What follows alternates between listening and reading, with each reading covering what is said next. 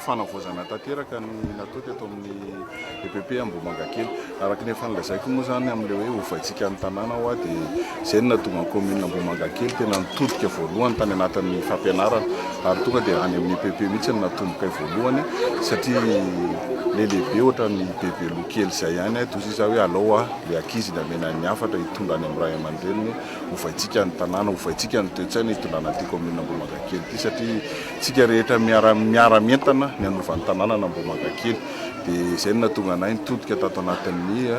fanavozana ny EPP eto Ambohimangakely dia nanomboana azy moa zany zao ty ny EPP eto Ambohimangakely ny 13 manaraka koa efa vita daholo ihany fa misy ny fotoana miandro ny fotoana anokanana anazy fotsiny ezaka ny commune Ambohimangakely hitan'ireo tapaka sy namana zany dia tonga izy nanampy isaorana manokana mihitsy ny RBOSM ary misy manantena fa mbola ho avy izy ny androany ny apitso ny rafaka apitso anampy atsika fa ny teneniko fotsiny dia hoe ninina ezaka atao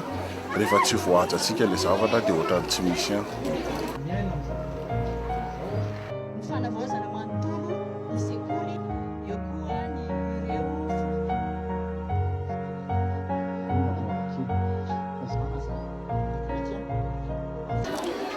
Namaly ny antson'ny commune zay toko sy mibeny tanàna amin'ny fiara-miasa anatin'izany ny fiara-miasa amin'ny resaka fanabeazana dia ny fanavozana ny sekoly eto Ambohimangakely tanàna ka ny fiara-miasa natao teto dia ny commune nanampy amin'ny resaka fitaterana ary ny orinasa kosa no niantoka ny lany na tamin'ny maçon na tamin'ny fitaovana rehetrarehetra ny lany ataontsika hoe ny andraikitra ara-sosialy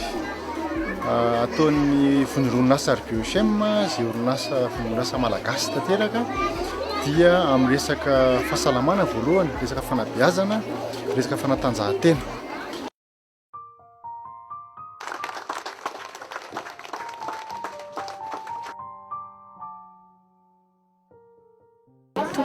Ny fomba hikojana moa zany dia tena ny fitazanany ankizy fanentanana ny ankizy isaky ny alatsinainy manangan-tsaina any an-dakilasy rehefa mampody saina ihany koa dia manentana ny ankizy foana amin'ny fahadiovana zany hoe tena manazatra ny ankizy tsy zatra an'izay teo aloha fa tena manazatra sy mahatonga azy manao an'le fahadiovana sy fikojana ho fahazarana. Eo koa ny sensibilisation ataonay amin'ny ray aman-dreny satria samy mpiara-miombina antoka eto ny ray aman-dreny ny mpianatra ny mpampianatra dia manentana ny ray aman-dreny koa zay amin'ny fikojana ny trano sekoly mpampianatra indrindrandrindra manentana ny ankizy any an-dakilasy dia izay ireo ny miara-miombina miasa zany ny fikoloana ity sekoly ity